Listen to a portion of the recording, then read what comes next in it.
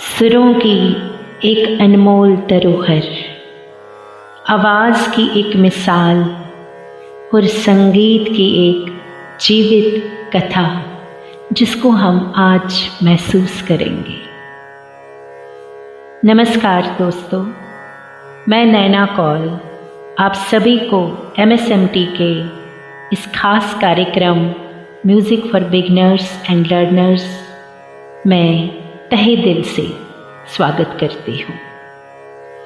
आज का ये कार्यक्रम संगीत के उस अनमोल रतन को समर्पित करती हूँ जिनकी आवाज़ ने सदियों तक दिलों पर राज किया है। जी हाँ, हम बात कर रहे हैं सुरों की मलिका, सुर सम्राज्ञी आशा भोसले जी की।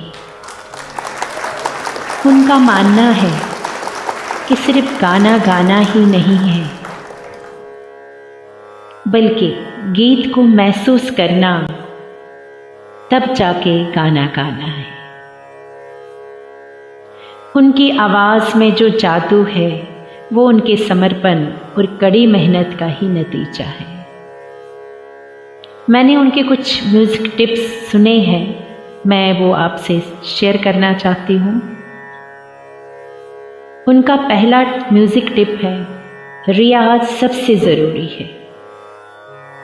दूसरा म्यूज़िक टिप उन्होंने बताया था, गीत की आत्मा को समझो, गीत की आत्मा को समझो। तीसरा, हर शैली में प्रयोग करो, चाहे वो क्लासिकल हो, चाहे गज़ल हो, नज़म हो, कोई गीत हो, कोई रीजनल सॉन्ग हो, हर शैली में आपको उसको प्रयोग करो। तो चलिए, सुरों की रानी, लफ्ज़ों की मलिका, हर एहसास का सुरों में पिरोना, आज हम उनसे सुनेंगे। आप सबको पता है, उनके आलाप जो गानों में होते हैं उसमें जादू होता था। इतने पॉपुलर सॉन्ग्स उनके हैं जिनका मैं बता नहीं सकती उनके आलाप क्या देती थी। तो आज हम उनके वो आलाप सुनेंगे और रियाज करेंगे और कुछ टिप्स सुनेंगे उनसे, आशा ताई जी से। तो चलिए आप भी सुनिए। Thank you. नमस्कार, मैं आपकी आशा भोसले। मेरे गाने का सीक्रेट है सही रियाज। आप मेरे सीक्रेट रियाज के टेक्निक को जानना चाहते हो तो हम दोस्त बन सकते हैं। बॉलीवुड, पॉप, गज़ल, क्लासिकल, क्या है आपकी स्टाइल? जैसे मेरे गाने की स्टाइल है, क्या आप सीखना चाहते हो? एक्सप्रेशन आपकी आवाज़ में होना चाहिए, सिर्फ अदाओं में नहीं। आपकी गाने की रेंज को बढ़ाने की टेक्निक मैं सिखाऊंगी। लो नोट्स में सुर लगाना, ऊंचे से ऊंची तान पकड़ना, गाने के बीच में सांस कैसे और कहाँ लेना है, ये आर्ट मैं सिर्फ आपको सिखाना चाहती हूँ।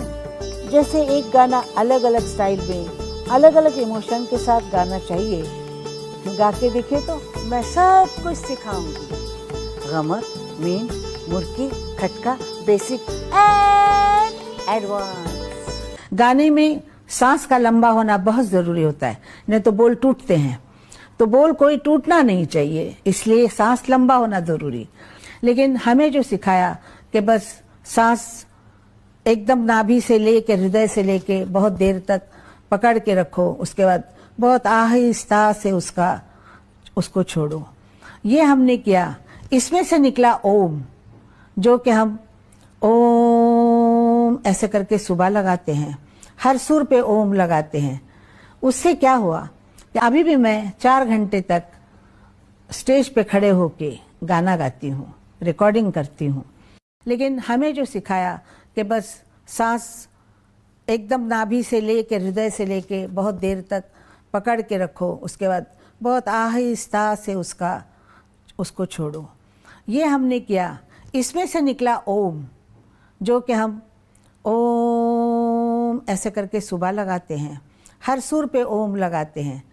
उससे क्या हुआ फ़ायदा, मतलब फ़ायदा नहीं कह सकती मैं, इसका उपयोग मुझे ये हुआ कि आज तक योगा के वजह से मैं गा सकती हूँ। तो योगा ये बहुत बड़ी चीज़ है, इससे कोई भी आपको बीमारी हो तो वो दूर हो सकती है। मेरा ख्याल है हर इंसान को अपनी आयु बढ़ाने के लिए, अपने मन में कंट्रोल रखने के लिए, आपकी आत्मा शुद्ध रखने के लिए योगा बहुत ज़रूरी है। होता था सम टाइम रिहर्सल करके भी गाना चला जाता था। कभी मतलब रिहर्सल मेरी हुई है, दूसरे सिंगर ने बोला अरे क्या कितना अच्छा गाना है, हम गाएंगे, तो गाना चला जाता था। ऐसे बहुत बार हुआ है कि, और मैं शांति से देखती थी, मैंने कभी झगड़ा नहीं किया, कभी अंदर ही अंदर मैं सोचती थी कि मुझे अपने आप को इतना बुलंद करना पड़ेगा कि ये गाना कोई मांग नहीं सके, मेरा गाना कोई ले ना सके। देखा जाए तो हर एक का हाथ है, एक आदमी से कुछ नहीं होता है। सिर्फ उपिन नायर ने गवाया ऐसे नहीं है, तब एस.डी. बर्मन भी थे, मदन मोहन जी भी थे, जयदेव भी थे, उनके ही गाने चलते थे। अभी न जाओ छोड़कर जयदेव जी का गाना, नदी का पहला मैंने गाया, रॉक एंड रोल गाया था, उससे मुझे डर नहीं लगा। डर लगा वो हा हा हा हा हा हा ये जो करना था ना, इससे मैं डर गई थी। दीदी से जाके कहा कि आज रिकॉर्डिंग है, मैं जाऊंगी नहीं, नाक कटने वाली बात है, ये शायद नहीं बनेगा मुझसे। बोले क्या है, तो गा के बता। तो मैंने उसको करके बताया, मैंने कहा जा हो गया तेरा, तू पहले आएगी। तू भूल गई है, तू भोसले बाद में बनी है, पहले मंगेशकर है। उसका स्टाइल बहुत अच्छा है बोलने का।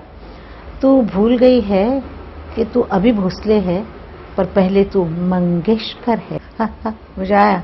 तो रफ़ी साहब यहाँ से गा रहे थे, आजा आजा और मैं आजा आजा ऐसा कर रही थी। बर्मन साहब ने और नासिर साहब ने 500 रुपए के ये लगाई थी बेट। वो नासिर साहब बोले रफ़ी अच्छा गाएगा, इन्होंने बोला आशा अच्छी गाएगी। तो फिर 500 रुपए उन्होंने लिए। मेरे को कहा मैं 500 रुपए जीता हूँ आज तुम्हारे गाने की वजह। फिल्म लाइन में यहाँ आके जब गाने लगी, तब भी मेरा एक दिल कहता था कि घर देखना चाहिए, क्या गाना गाने का। गाना सीखती थी मैं क्लासिकल, मुझे पसंद है क्लासिकल, और मैं क्लासिकल सिंगर ही होना चाहती थी। तो मैंने अपने मास्टर जी से पूछा था कि पैसा किस में है, तो उन्होंने कहा लाइट में है, क्लासिकल में पैसा नहीं है।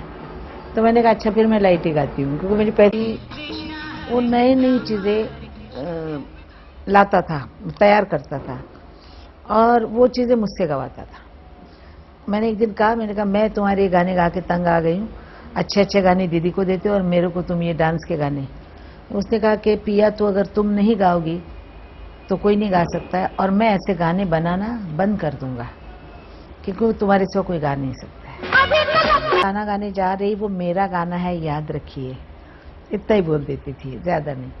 रिकॉर्डिंग में बैठती थी कभी कभी आके, मैं बोलती थी आप जाए तो अच्छा, क्योंकि इतनी सुंदर औरत के सामने हम गा रहे हैं, मुझे ऐसा लगता था हमारा चेहरा कितना खराब दिखता है, कितनी सुंदर है वो।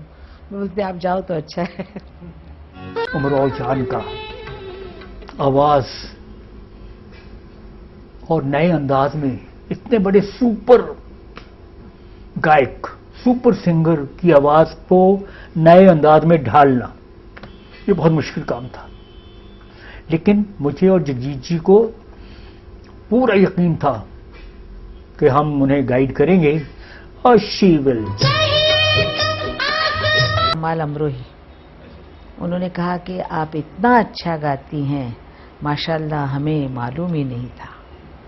आपकी गज़लें सुन के हम तो बिल्कुल आपके कायल हो गए हैं। सिंगर नहीं मानते थे, उन्होंने फ़ोन करके कहा कि आशा जी मैं सोच भी नहीं सकता हूँ कि आपने गाने गाए। मैंने कहा क्यों ऐसा सोचते हो, आप गाने अच्छे देंगे तो अच्छा गाएंगे, गाने ही नहीं अच्छे होंगे तो हम क्या गाएंगे।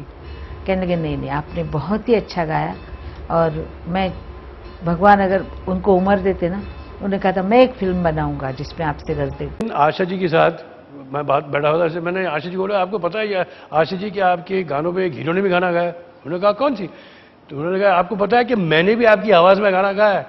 तो इसे बोले तुमने क्या, उन्होंने मुझे मिसाल दी एक और कि शायद I don't know Kishore Kumar साहब का नाम लिया है, किसी और का नाम, किसी और ने भी आशा जी की आवाज में गाना गाया। तो मैंने कहा कि मैंने नकल नहीं की, मैं लड़की बन के आपकी आवाज में मैंने गाना गाया। वर्ल्ड रिकॉर्ड में मेरा नंबर आया है। फिर मुझे लगा कि हाँ कुछ बड़ी बात हो गई है कुछ बड़ी बात हो गई।